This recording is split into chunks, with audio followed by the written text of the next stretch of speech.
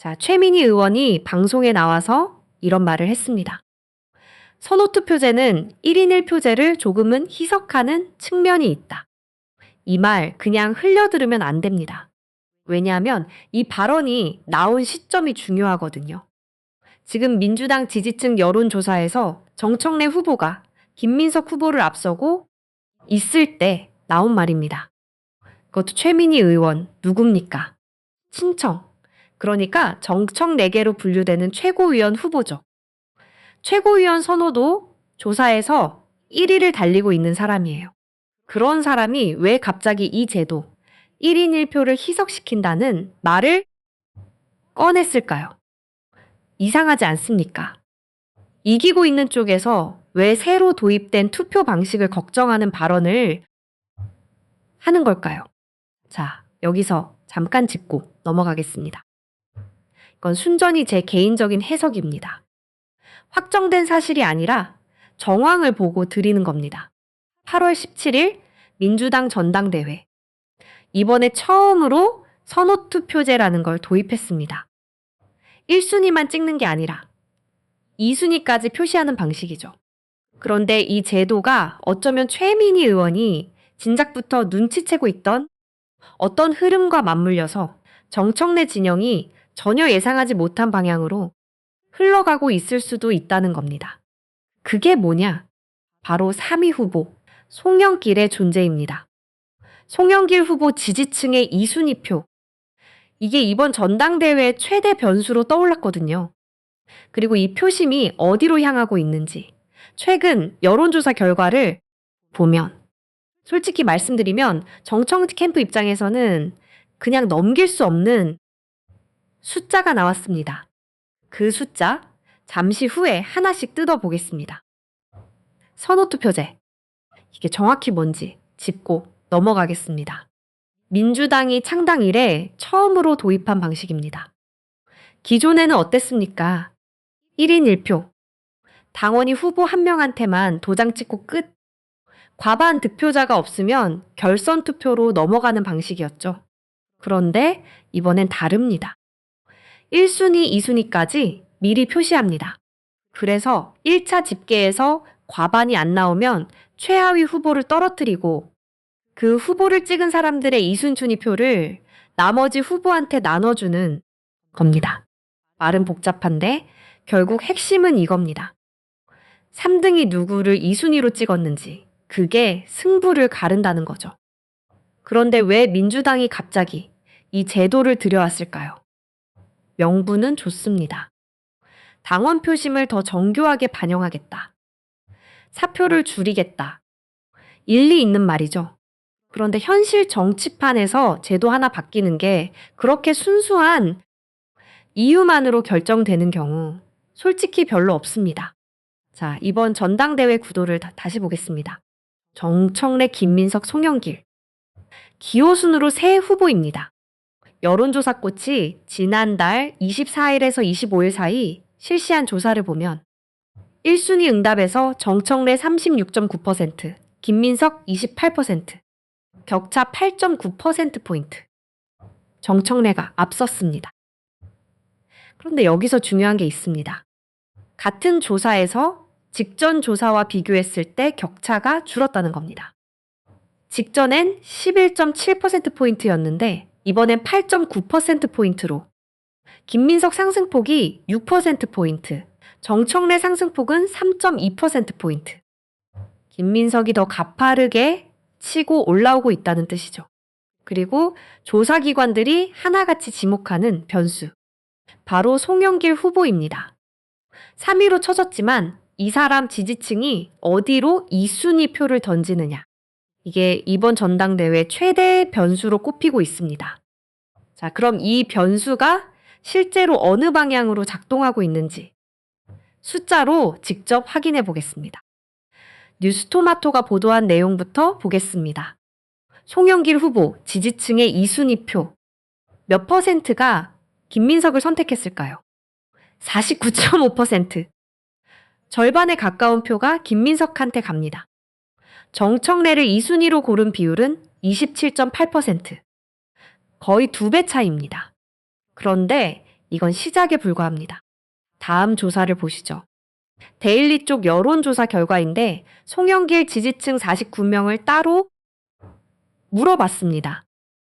2순위로 누굴 찍었느냐? 김민석 61.6%, 정청래 20.7%.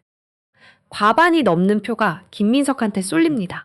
그리고 또 다른 조사, 이건 더 충격적입니다. 김민석 지지층의 2순위 응답, 무려 70%가 송영길을 선택했다는 결과도 나왔습니다. 이게 무슨 뜻이냐?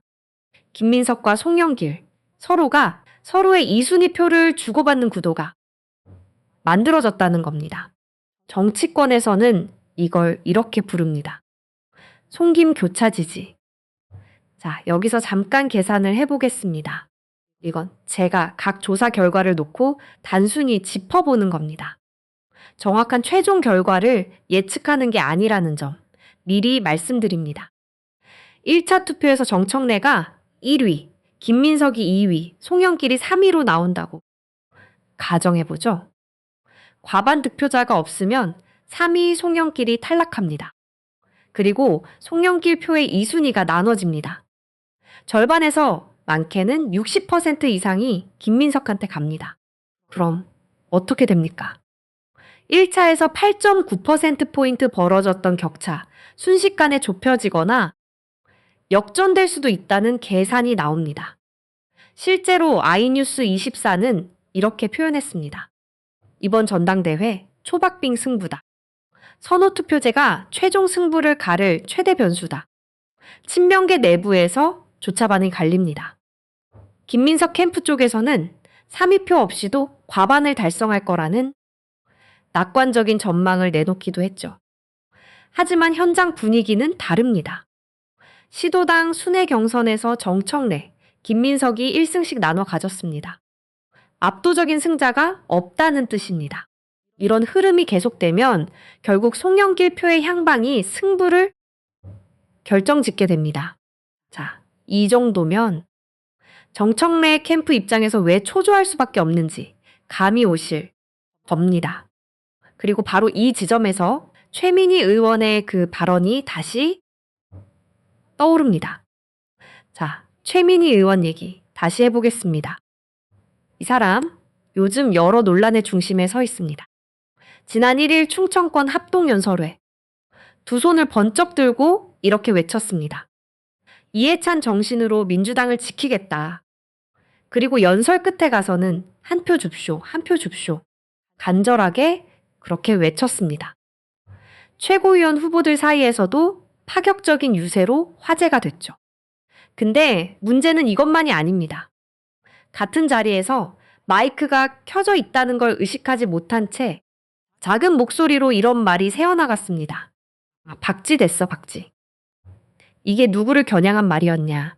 바로 직전에 어떤 최고위원 후보가 정청래 전 대표의 당권 장악을 막기 위해서 김민석, 송영길과 연대하겠다고 밝힌 직후였습니다. 정청래 쪽 사람으로 분류됐던 후보가 갑자기 반대 진영과 손을 잡겠다고 나선 겁니다. 최민희 의원 입장에서는 배신감을 느낄 만한 상황이었겠죠. 근데 그 속마음이 마이크를 타고 그대로 나가버린 겁니다. 당내에서 이 발언 그냥 넘어가지 않았습니다. 민주당 출신 재선 의원까지 나서서 최민희 의원의 지도부 자격 문제를 거론했을 정도니까요. 여기다가 또 하나. 최 의원, 정청래 후보를 향한 야유가 나오자 행사 끝나고 페이스북에 이런 취지의 글을 올렸습니다. 일베 문화 얘기까지 꺼내면서 상대 진영을 겨냥했죠. 이것도 당 안팎에서 반발을 불렀습니다. 자, 여기서 다시 정리를 해보겠습니다. 지금 정청래 캠프, 겉으로는 여전히 1순위 지지율에서 앞서고 있습니다. 최고위원 쪽에서도 최민희 의원이 선두를 달리고 있고요. 근데 안을 들여다보면 어떻습니까?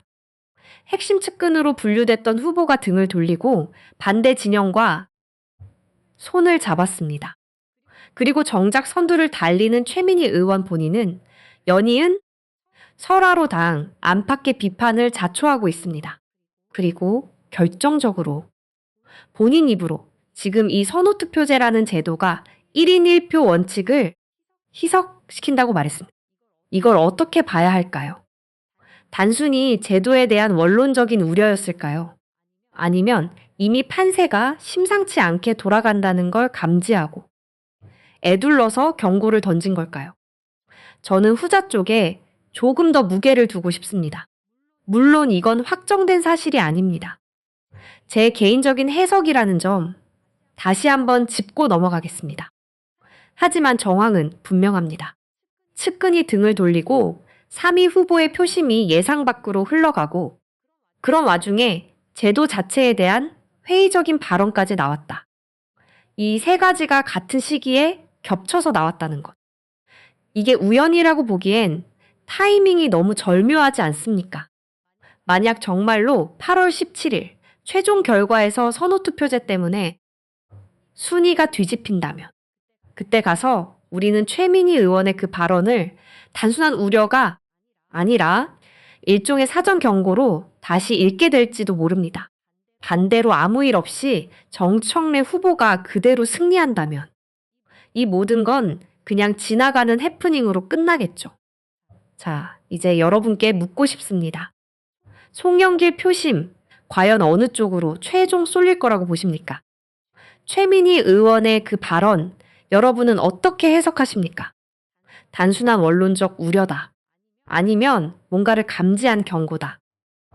댓글로 여러분 생각 남겨주시기 바랍니다. 8월 17일 결과 나오는 대로 다시 이 채널에서 정리해서 전해드리겠습니다. 오늘 영상 흥미롭게 보셨다면 구독과 좋아요 부탁드립니다. 다음 영상에서 뵙겠습니다.